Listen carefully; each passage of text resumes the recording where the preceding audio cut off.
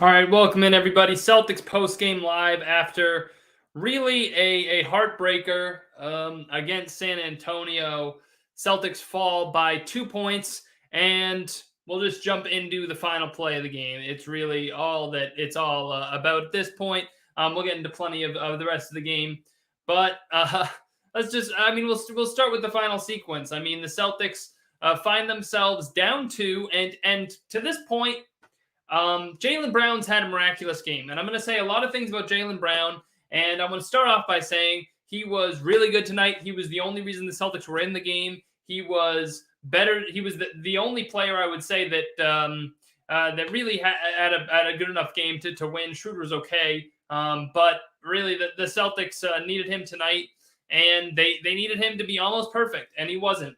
So Jaylen Brown makes the play against Derek White while Derek White's dribbling up the court. You know what? I want to even back up further. Let's go to that offensive possession because the Celtics drive in. I think it was Jaylen Brown that drove in, and they get cut off. And the play there is obviously what the Celtics were looking for, was to get the 2-for-1, right? Was to go to the basket, get a shot, shoot it fast enough that they can get the ball back still with 6 or 7 seconds, right? It doesn't work. They kick it back out to Marcus Smart. And the idea, I guess, from there is just get the best look you can because we can't force something up here and we need to get a good shot, okay? So Marcus Smart gets the screen from Robert Williams, takes it to the basket, and misses it. It's a shot that Marcus Smart has hit before. It's it's his go-to layup, created a little bit of space, and he missed it. I didn't love the shot, but I didn't hate it at the same time, the shot at the basket. So Marcus Smart misses it. San Antonio gets the rebound. From there, Jaylen Brown makes a great play, a really nice play against Derek White. Could have been called a foul, but, we'll leave that alone for now. And gets the strip, dives on the floor, gets after the ball. Great play, jump ball. Okay, jump ball, that's exactly what you want. Jaylen Brown versus Derek White. Jaylen Brown's got the height advantage. Jaylen Brown's got the athleticism advantage. And Jaylen Brown loses the jump ball. Okay, so that is really... That is brutal part number one. How do you lose the jump ball to Derek White in that spot? You needed to win that jump ball. So DeJounte Murray comes away with it. He throws it back in. Then this is where you get on Jason Tatum. And Jason Tatum did not have a good game. And I don't know if in the chat, I see Land in the chat already. I don't know if Evan's going to be in the chat today. But if Evan's in the chat, Evan's gonna be mad about not Ev. Ev is off tonight, but Evan. I don't know if you guys have seen in the chat the trade Jason Tatum. Evan, he's gonna have a field day today, and Jason Tatum did not play well. His first game back from COVID, so maybe you give him a little bit of a break there. But when DeJounte Murray, when Jaylen Brown doesn't get that jump ball, and DeJounte Murray throws it back in, okay. He throws it right at Robert Williams and Jason Tatum. Now, Robert Williams kind of misses it. Robert Williams, it was close. He couldn't quite, he couldn't quite come up with it. I don't blame Robert Williams totally for that. Okay, I really don't. But from there, Jason Tatum is behind Robert Williams. So Jason Tatum has the next shot at it. And I went back and looked at that play. And to me, it looked like Jason Tatum was sprinting towards the basket because he just expected Robert Williams to come up with that ball. He just expected Robert Williams is going to get that, and I can run out on the fast break, and he's going to get it and pass it to me, and I'll get the layup, which you can't do in that spot, right? Imagine if Jaylen Brown, instead of diving for that loose ball, imagine if he runs towards the basket, assumes Marcus will get it, he's behind me, and Derek White comes up with it, and then, that play never happens, right? So you can't do that. I'm getting on Jason Tatum for that. Like, go after the ball. Don't go run for the basket so you can get the game tying back. Get the ball first. Get the ball first. And then your priority is to score. But you can't score if you don't have possession. So go after the basketball. That is number one. Okay? I honestly, of all the things in this game, I might be the most annoyed about that. Jaylen Brown losing the jump ball to Derek White was a little annoying. But Jason Tatum, go after the ball. It's right. Like, if you go back and watch that play, you can see him watching the play and going away from the basketball thinking that Robert Williams is just going to get it. You can't do that in that situation. You can't. Go back and watch it. So that was frustrating. That was frustrating. He doubles back when he sees Rob doesn't get it. He's too late, and the Spurs already have it. Okay, it's already going to the Spur in that situation. So the Celtics foul. Spurs go to inbound, and then this is the play everybody's going to want to talk about. I think it was Jakob Poeltl inbounding. Someone correct me if I'm wrong. I jumped right on after it happened. I believe it was Jakob Poeltl who just like, I don't even know what happened, threw it right to Jaylen Brown like he was inbounding to him.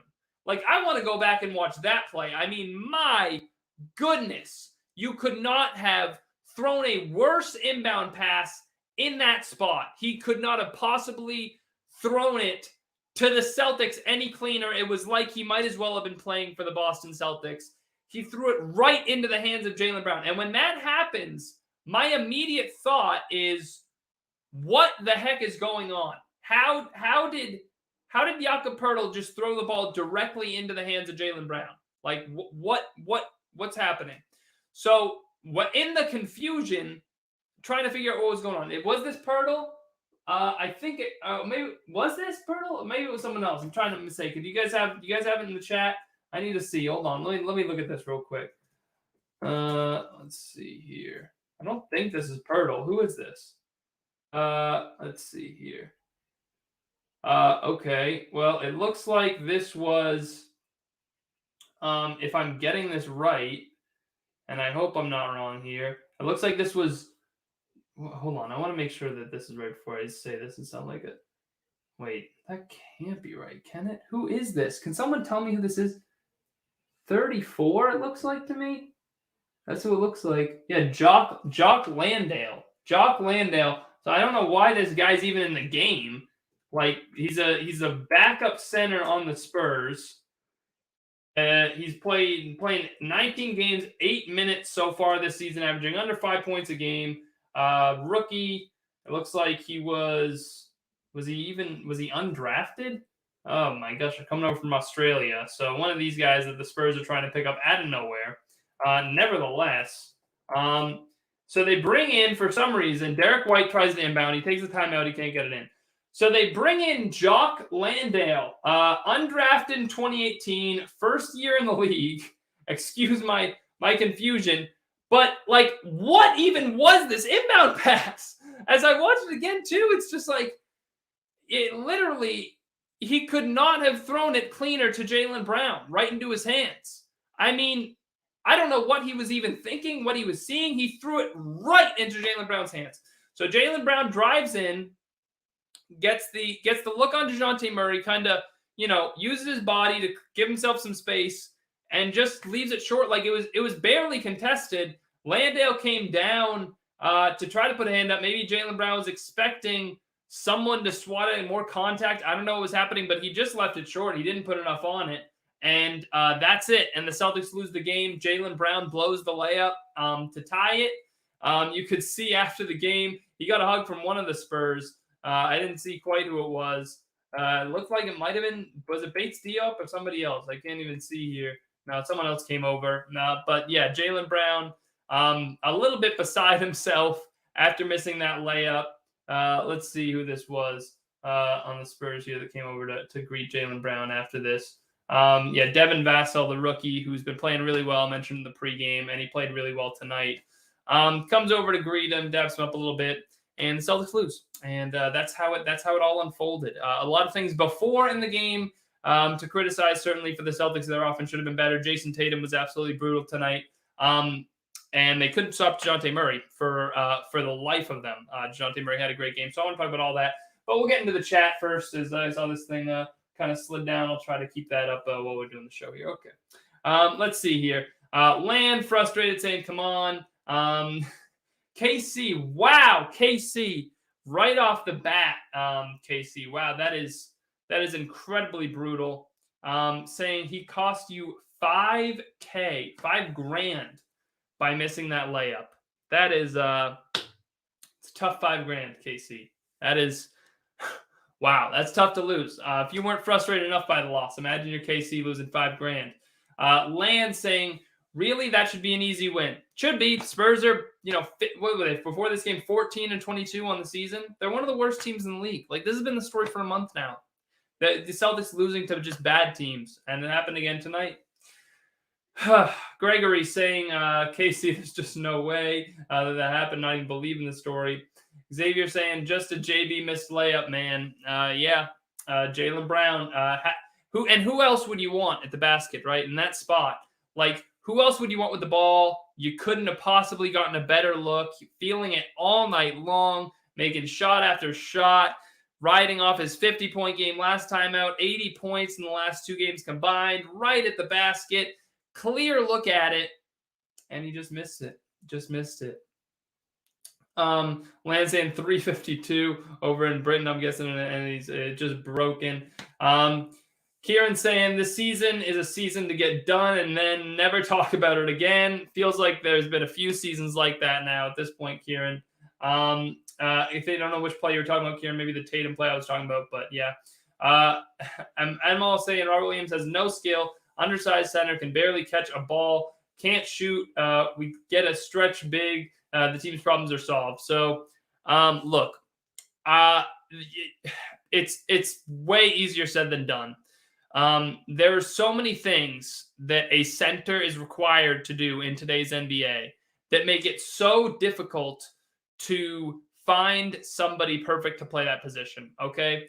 You want a center that can shoot, but you also want a center that can play defense. Not only that, you want a center that can protect the rim because you want a shot blocker there, but you also want somebody who's not just a shot blocker, but can guard multiple positions and switch out onto guards, okay? And then on the offensive end, they need to pass. They need to be able to shoot. They need to be athletic. They need to be able to do all this stuff that a center in the history of the NBA has never been asked to do before. They need to be 7 feet tall. They need to be big enough. They need to be strong enough to guard Joel Embiid, but quick enough to guard Giannis Antetokounmpo. Like, the things that are asked of a center in today's NBA are ridiculous. It is ridiculous how much people expect from centers, okay?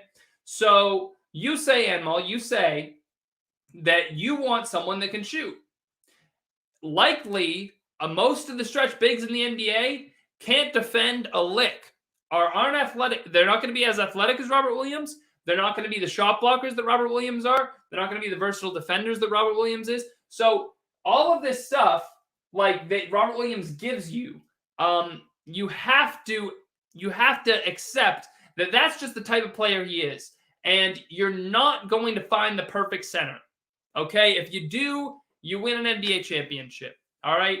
But that, like, you can only ask a guy to do so much. You can only ask a guy to do what he's good at. Robert Williams is good at a lot of things, and he can play well in this league.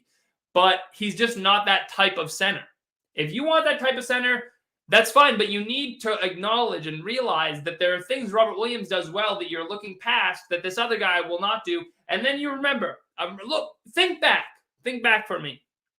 A few years ago, what were people complaining about? I want Nerlens Noel. I want DeAndre Jordan. The Celtics need a guy that's a lob threat that can block shots and that can rebound. You got that.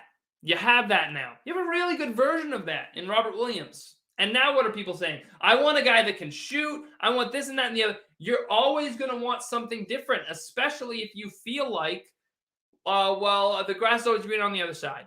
That we can, like, all we need is this one piece. No, all we need is not this one piece. The Celtics need a lot right now. And Robert Williams is far from the biggest problem on the team. Far from it.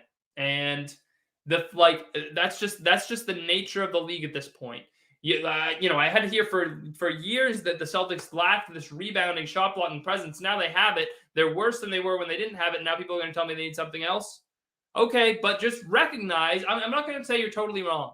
If you want to say the Celtics would play better with a stretch big, maybe, yeah. It's kind of hard for Jason Tatum and Jaylen Brown to drive the lane when they don't have a stretch big. I think that's reasonable. I think that's a reasonable thing to say. But, then don't complain to me 3 years from now when the Celtics have that and you're saying they don't have a guy that can block shots and rebound. Okay? It's Gear saying, check DM for the vid. I'm not sure what video It's Gear has sent me here, but I'll look it up. This is just the inbound pass that just happened. I did get it. It's Gear. Appreciate you sending it to me, but I see World Wide Bob tweeted it out. Ridiculous. And Maul saying Jason should have done a better job on the last play of being prepared for the 2-on-1 for the tip. And that's an interesting point. I'll go back and look at it right now because Jaylen Brown shot it. Let's see let's see how much time that they had here. Jaylen Brown left it up there for a long enough time. Jason Tatum was nowhere to be found. If anything, it's a little bit on Robert Williams, who timed his jump a little bit early, it looks like, and didn't want to get an offensive interference there, but definitely could have put that one back up and in. Robert Williams, if you look at it again, was in prime position. I'm not sure where Jason Tatum was on this play, but he was nowhere really to be found. I guess he was on the wing. I can see now. Yeah, Jason Tatum was right in front of him. And Jason Tatum almost got in his way even while he was driving to the hoop. If you go back and look at it, Jason Tatum almost crashed into Jaylen Brown and then just retreated out to the wing. So Tatum could have been in there too. Robert Williams is ultimately the guy I think you want there for that putback game. He's a little bit more talented at that. He didn't do it. Julian saying Jake Lansdale is a really good player. I don't know what you mean by really good. Look, there's been plenty of undrafted guys that have been okay in this league. But it looks like from the looks of it, Lansdale is one of what is he? The ninth guy off the Spurs bench, and the Spurs are one of the worst teams in the NBA. And he was undrafted. This is his first year in the league. Let's see. Lansdale is actually I was too generous. Jake Lansdale is who's Landale, whatever, is you spelled his name wrong even, so that must be how good he is. He's 14th in minutes per game on the Spurs. He is he's averaging under 5 points per game, undrafted his rookie year, and he's on one of the worst teams in the league. And you're saying he's a really good player? I'm sorry, I don't believe you. I don't think that's true. Lance saying, do you live in Boston? I don't right now, actually. I don't, but I do live on the East Coast. Ben saying, fire MA, can't say it enough. Also, what in the hell was that end where we had a chance to go for a 2-for-1, waited 5 seconds for the shot clock to Marcus up the floater. So I was talking about that earlier, and now I see that there was a super chat I should get to first. Derek putting the super chats in the chat, saying, what's going to be in the Celtics fan? They are trash. MA has to go. Screw the Celtics and the Boston teams. I'm done. And saying, I'm done with this trash team. MA has to go. He is a horrible head coach. The C's could have been a dynasty. I'm done with the Celtics. So, Derek, I get your frustration. I really understand it. Look, if you had told me that the Celtics would be in the position they are in today 4 years ago, after that Game 7 Eastern Conference Finals against LeBron James, I would have thought you were crazy. I would have thought you are insane. The Celtics have set themselves up for the next decade plus. Like, they are going to be a really good team for a really long time. And then it all came crashing down one by one. It's one of the most disappointing stories in all of sports over the last, of the 21st century. Really, tell me a team more disappointing than that 2018 Celtics team. Like, give me a team that underachieved to the level that they underachieved. When you talk about the fact that you had Kyrie Irving, Gordon Hayward, Jason Tatum, Jaylen Brown, Al Horford, Marcus Morris, Terry Rozier, like, it's frustrating because it's almost as if all those guys failed to realize the opportunity that was at their fingertips to be a historically good team if they would sacrifice for each other, and they were just too selfish. And it's all deteriorated from there. So as much as I disagree with the trade Jaylen Brown and Jason Tatum whole thing, right? I don't agree with that.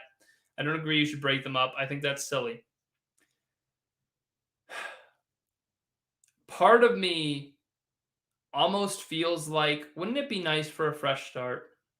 Wouldn't it be nice to just clean slate, forget the past, and just start anew? And whatever happens, happens. Maybe you're the Memphis Grizzlies, or maybe you're the, Denver Nuggets, and you never win a championship. Maybe you're Maybe you're the Mike Conley, Zach Randolph, Marc Gasol, Memphis Grizzlies. Okay, maybe you're the Indiana Pacers with Paul George, and then you fall apart there. Who knows? Pick a team. You know, maybe you're the Chicago Bulls with Derrick Rose. But isn't it like better than this? Like right now, I don't know. I'm starting to lose faith, and it's becoming frustrating to continually get your hopes up and say maybe the team will be about.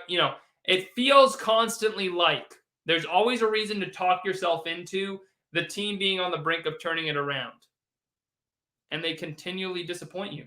And I understand why people like Derek are saying Ime has to go, and I'm frustrated. I'm done with the Celtics. He says I'm done. I mean, and can you guys blame Derek for saying he's done? Can you really blame him with what we've all had to endure with this team over the last, year, 2 years, 3 years, 4 years now? 4 years now. It's been nauseating. It's been painful. I mean, it's been too much. It's been too much to ask of fans, really. The Celtics have asked of people, and it's incredible. So, Derek, I don't blame you. Anyway, back up to the comments a little bit higher up. Talking about the chance for a 2-for-1. Wait 5 seconds for the shot clock for Marcus Sweat floater. So I talked about that at the beginning of the stream. I'm sure some of you guys saw it. But what happened there, and I'll go back and even double check it. I believe what happened there was that Jaylen Brown was driving to the basket, looking for a shot, and got cut off. Okay, so Jaylen was, I suppose, making the decision there of I'm not going to get a clean look, and we're better off kicking it out. Would you? I agree with you. I agree with you, Ben. Like, I would rather have 2-for-1. As I see another super chat, we'll get back to it. I got to go to the super chats first. Mandate from Evan, saying Billups would have been the better head coach. At some point, Jaylen and Jason will be asking out, and who could blame them? No free agent will come to Boston. This team is pathetic. We were loaded with talent. Okay, so the whole thing about Jaylen and Jason asking out, I don't know. Look, at this point, they are so, I don't want to say deep, but like, how much longer do each of them have on their contracts? I think Jaylen has 2 years left after this one, off the top of my head. And Jason has 4 years left after this on his contract. I think he might have a player option, though. So maybe it's 3 if he opts out. I don't know if there's even a point in opting out. I feel like they'd probably just ride it out and sign elsewhere, if anything. As far as Billups, I don't know. Billups, look, it's not exactly going well in Portland right now for Billups, okay? So if you wanted Billups, I don't know what to tell you. I think Cassell may be the guy that you can say maybe they should have got him. He didn't get hired, and that's still an unknown there. But Billups has kind of failed as a head coach. I don't know, Derek, you can tell me why you feel like Billups was the right move despite what he's doing in Portland. I'd be interested to hear what you think of what he's doing in Portland, considering you'd prefer him in Boston. But I don't know what the argument right now is that Billups is some missed commodity that they could have had. Saying no free agent will come to Boston. This team is pathetic. We were loaded with talent. Yep, you were, and I don't know. I can't predict the future. I can't tell you if free agent is going to come here. Can't tell you if Jaylen and Jason are going to force their way out of here. All I can tell you is about the present, and right now it's pretty ugly. It's really ugly, and there's not much you can do about it. There's not much you can do about it unless you just want to restart and start from scratch. All right. And as far as the other stuff about this team being pathetic, I mean, yeah. Does anyone disagree? Does anyone disagree with Derek that this team is pathetic? I think we'd all agree with that. I think this team's been pathetic for some time now. I don't think that's a new development. So Derek, I think you're pretty much spot on. I think that everybody would agree with you wholeheartedly that they feel like this team is pathetic and that it's not been good enough, and that everybody's disappointed with what they've kind of turned into at this point. All right, back up to the comments. The 2-for-1. So I'm looking at it now. I blamed initially. I blamed Jaylen Brown, and I said Jaylen Brown was the one that did that possession. Wasn't Jaylen Brown. It was Dennis Schroeder. So Dennis Schroeder walks the ball up the court. There's 41 seconds. Okay, so if you shoot in 10 seconds, you'll get a 7-second difference. So Schroeder drives to the paint. Actually drives past DeJounte Murray very well. DeJounte Murray, good defender, bigger than Schroeder, longer than Schroeder, and we'll get into DeJounte Murray's game. But Schroeder rejects the screen, gets right past Murray, and it's actually a great rotation by the Spurs. Devin Vassell comes over, rotates perfectly to cut off Schroeder, and Murray immediately, from the looks of it, and I'm just double checking, it looks like he immediately runs to Marcus Smart to stop the breakout pass or the kickout pass. So a nice play, a really nice play by those guys, the Spurs, to cut that off. Because really what Schroeder had there was drove through the lane, gets cut off, immediately looks for the dump off to Robert Williams. Williams didn't quite handle it. Jakob Poeltl dropped it off, and Williams had to kick it back out. Okay. So as much as I agree with you, Ben, that they should have gone for the 2-for-1, it wasn't really there unless you wanted Schroeder to force up a wildly contested layup, which I guess you could argue he should have and tried to draw a foul at least. And Robert Williams definitely wasn't shooting once it was dumped off to him. So they kind of got baited and got screwed into taking this Marcus Smart layup, which again wasn't the worst shot they could have had, right? It wasn't a fadeaway contested 3 by Smart. It was a layup at the basket that ultimately wasn't that contested. All right, so I don't, I again, like I said before, I didn't hate it.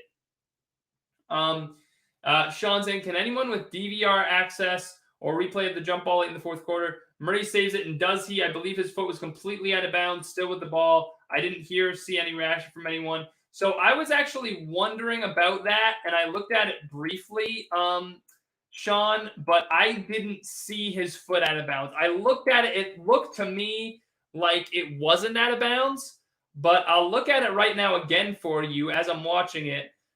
So Derek White saves it. Murray tips it, can't quite handle it.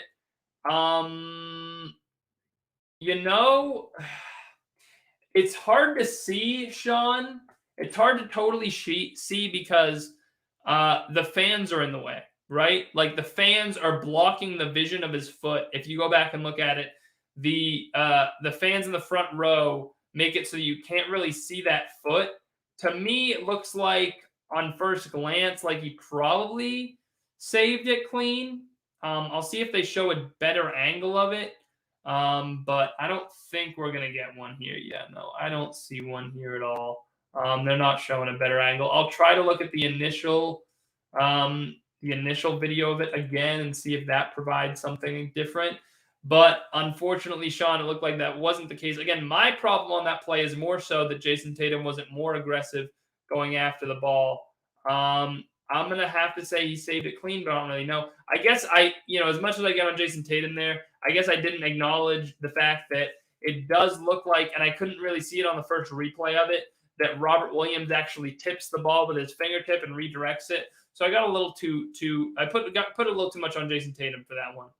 Because Robert Williams did redirect it a little bit, but it still doesn't quite look like he was going after the ball. So it's Gear getting more on Tatum, saying his body language did not look good tonight.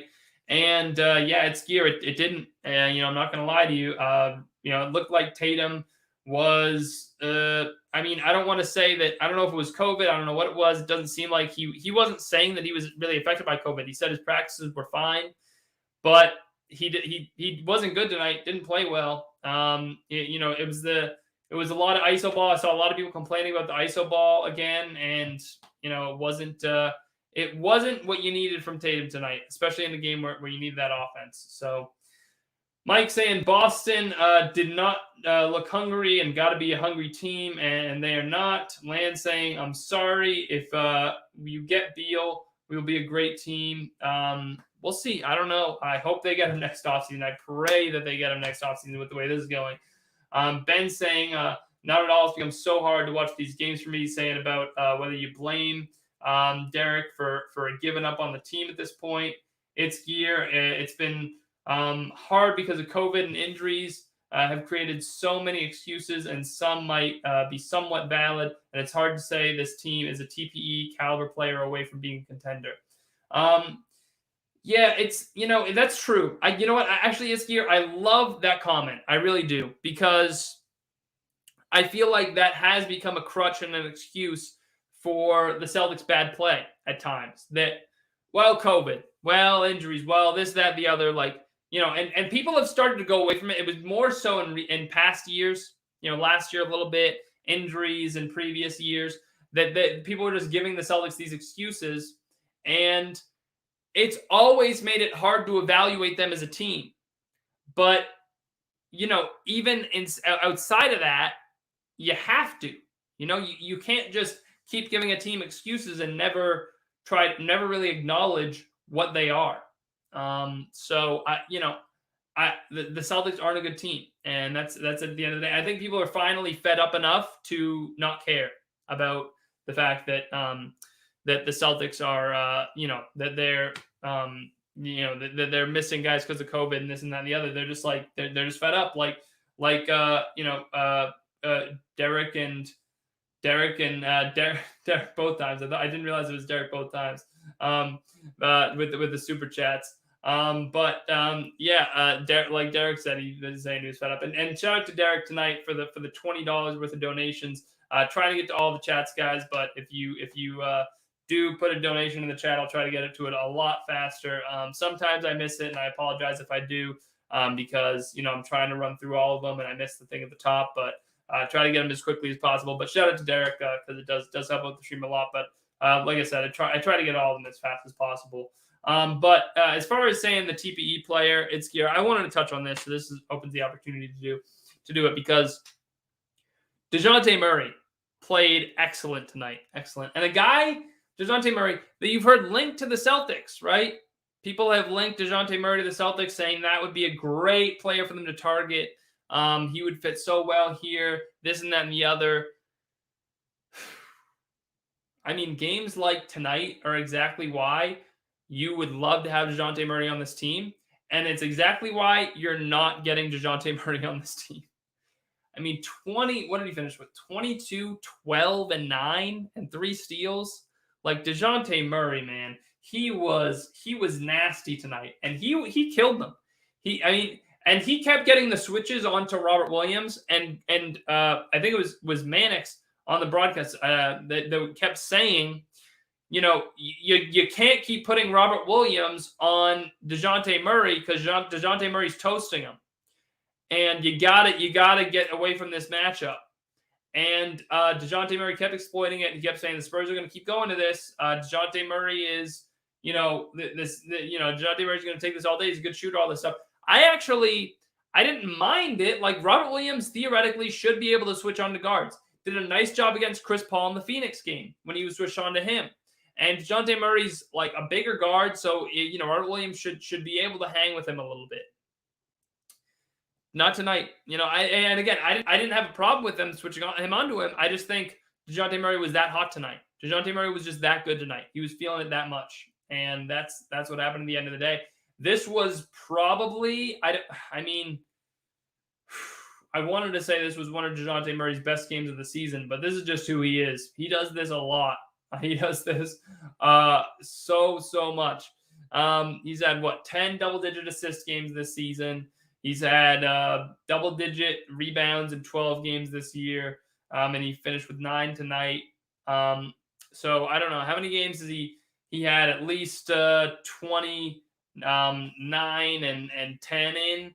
I need to double check that. I need to get the math on that. Let's see. 10 assists is what he's had the fewest amount of times. Let's see if I can do that math real quick. 1, 2, 3, 4, and 1, 2. Looks like that's just 2. And so statistically, at least, it's one of his, you could say 4 best games, 4 or 5 best games of the season. I don't know what it would bear out as, but he was nasty tonight. So DeJounte Murray, shout out to him. He was fantastic. And hard to imagine the Spurs are giving that guy up. I wouldn't. Would you? I wouldn't give DeJounte Murray up if I was San Antonio. Guy's way too good. And I was thinking this too. I want to throw this out to you guys. And I'm just curious in general. And I'm not really like, I'm just, I don't know. I just want to know how people feel about this guy right now. Okay. Because I think maybe the answer would have been different, 5 years ago, 6 years ago, whatever. But I wonder what you guys would say. If you were sure that he would coach, let's say 5 more seasons, okay? Let's even say 6. Say 6. I like 6 better. Let's say you were absolutely certain, you were guaranteed he would coach your team for 6 more seasons. Would you trade? I want to know you guys tell me in the chat, would you trade Marcus Smart for Greg Popovich? Would you? It just popped into my head. Random thought. Maybe it's stupid. I don't know. I just want to know. I'm genuinely curious. Would you trade Marcus Smart for Greg Popovich and fire Ime Udoka if you were sure he would coach 6 more seasons? Because I know like the retirement thing would be a big thing. Let's say you were certain he would coach 6 more seasons. He gave you his word. He guaranteed he'd be your coach for 6 more seasons. I just want to know because I'm curious how people feel about Greg Popovich. It popped in my head when they talked on the broadcast about Tatum having the relationship with him and saying he regards him as one of the best coaches ever. And, certainly he is and yada, yada, yada. But what do you think of Greg Popovich right now and what his coaching ability is right now? Would you trade Marcus Smart for that? I'm just wondering. I'm wondering what you guys would say. It just popped in my head. So I want to hear what you guys would say about that. Let me know in the chat. Ray saying, if they played with heart throughout the whole game instead of only the last 6 minutes, they would have won by 15. Oh, no offensive rhythm. Look, I didn't know that they played with a little bit of heart in the last few minutes. It was just, they couldn't get a stop on DeJounte Murray down the stretch. So that was frustrating. And then it went cold for a little while. And the only person that could score was Jason Tatum. That was the only guy getting buckets tonight. The rest of the team was absolutely brutal. And I meant Jaylen Brown. I don't know if I said Jason Tatum, but Jason Tatum was atrocious. It was atrocious. And I don't know. You can blame COVID if you want, but he was bad in this one. 6 of 20 was Tatum. Marcus Smart, I guess, was okay. Al Horford, not bad again. 2 of 7. Schroeder's okay. I don't know. I'm not sure what it was because both of these teams are 2 of the highest scoring teams in the league. Maybe I should say both. San Antonio is. I don't know. I forget what the Celtics ranked, but I'm surprised the game was as low scoring as it was, considering that fact and the fact that Boston didn't turn the ball over a lot. They didn't miss too many shots. They didn't get to the free throw line much at all. They only shot 9 free throw attempts in the entire game. So maybe that's part of it. It was just ugly all the way around. It really was.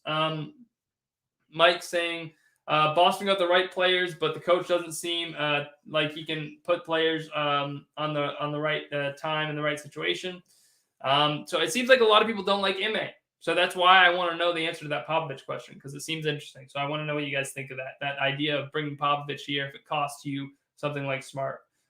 Saying if Brad Stevens was coaching, I think it would have been a different outcome. Maybe. If you just like Brad Stevens, maybe you'd want him back coaching. It's tough to gauge that. I'll tell you what. I brought it up when Ime Udoka was hired. I brought it up when any coach would have been hired. And I'll say it again. If you're Ime Udoka and you're hearing stuff like this from people, and Mike isn't the first person to say this. So you are hearing the town media people say Brad Stevens should be the coach of this team. Brad Stevens would do a better job. Brad Stevens would have done this. Brad Stevens would have done that. I said at the time that taking this job and having the guy who used to have the job always watching over you, and not only that, but people making that whole thing of questioning you, well, he would have done this, he would have done that, and also wondering, is this guy ever going to come back down and just take his job back and just want his job back like Pat Riley style? Like, is he just going to say, you know what, I want to coach this team, you're fired? Like, how do you think, mindset-wise, that would affect Ime Udoka? And I wonder if it's affecting him right now. I wonder if it's affecting his ability to coach this team properly. it seems like an awkward situation. And I wonder if we don't truly know how awkward it actually is in the building. Because I feel like it should be. I mean, how would you feel if, you went into a job as I'm trying to think of a clean example of something like this. Okay.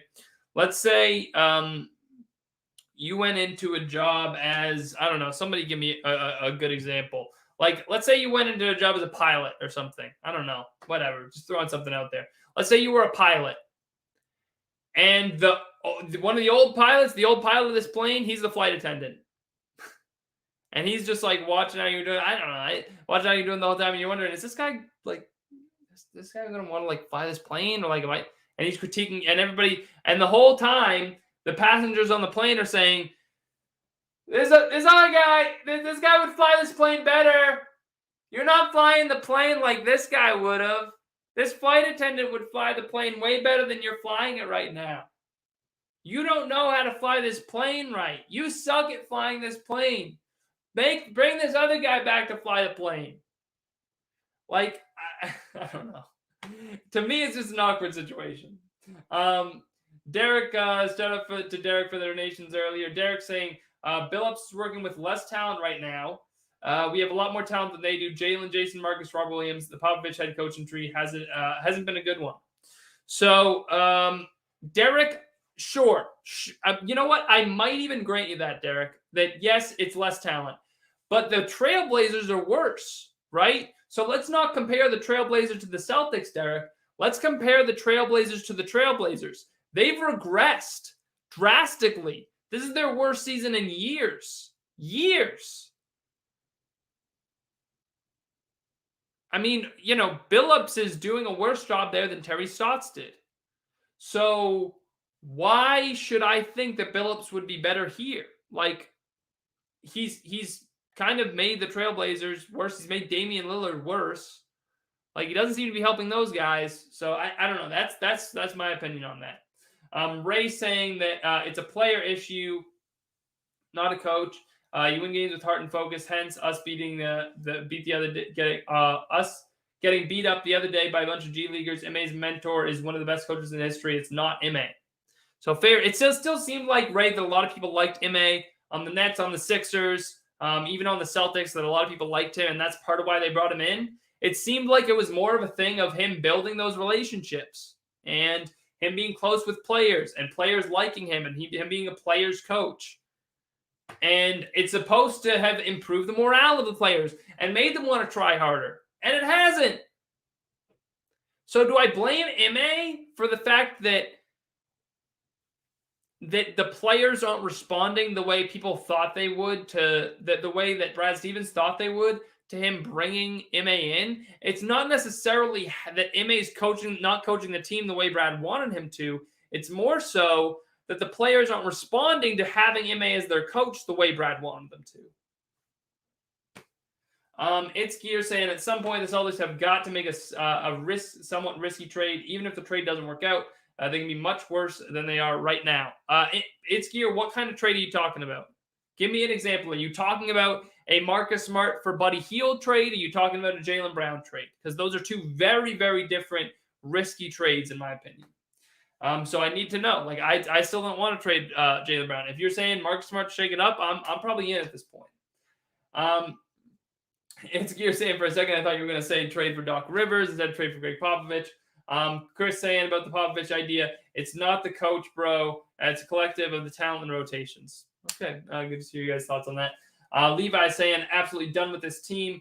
Sorry, but so frustrated with this team. Echoing what Derek's thoughts were earlier in the stream. And once again, I'll throw those up there again because Derek made the donation. So shout out to Derek for the donations tonight. Derek, shout out to you. But guys, it's been about 45 minutes. I think that's going to do it for tonight, unless you guys have anything else to throw in there. And look, this was supposed to be the start of a good month, a month where you're going to start winning. And Ray saying, first time listening, shout out to you, Ray. Filling in for Ev a little bit this month on the post-game stream, so you guys might see that a little bit more. I don't know. It's going to be on a game-to-game basis. But shout out to you, Ray, for the compliment. But as far as the Celtics go, this was supposed to be easier schedule, easier games. Spurs, Magic. You throw it back to the Timberwolves even. Okay, that game and the Clippers game. Like those are 4 games that were against 4 of the worst teams in the NBA. 4 of the worst teams in the NBA. And you went 1-3 and won the one win by the skin of your teeth because your star player had to drop 50 points. It's embarrassing. It's pathetic. It's all of that. I encourage you guys to turn the TV off. Who wants to watch this right now? Who is enjoying this season? There's no way this is as good as they can be. There's no way they're giving their full effort every night. That is embarrassing. It's embarrassing. I hope they're embarrassed. I hope they know how pathetic it is. 1-3 against those 4 disaster train wrecks. And the Clippers aren't totally that, but they didn't have Paul George. They didn't have Reggie Jackson for that. They didn't have Reggie Jackson. They didn't have Reggie. And we know they didn't have Kawhi, too. Throw him on the list. Why not? They don't have their 3 best players. The Timberwolves didn't have their 2 best players. But Magic didn't have Cole Anthony, and you barely won. And tonight, San Antonio. Tonight it was San Antonio. And they had DeJounte Murray. Oh, so it's too tough. Too much. They have DeJounte Murray. They're not missing their star player. How are we supposed to beat this team? They were, 12th in the West coming into tonight? 12th in the Western Conference?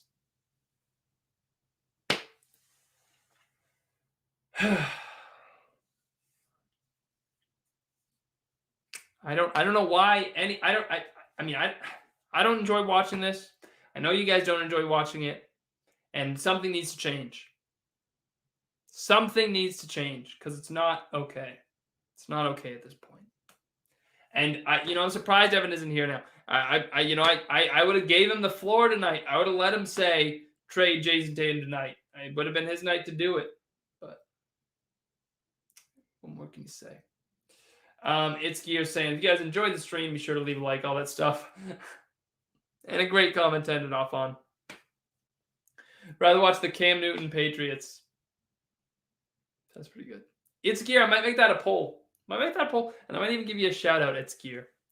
I might even give you a shout out for that one. I'll try. I'll do my best.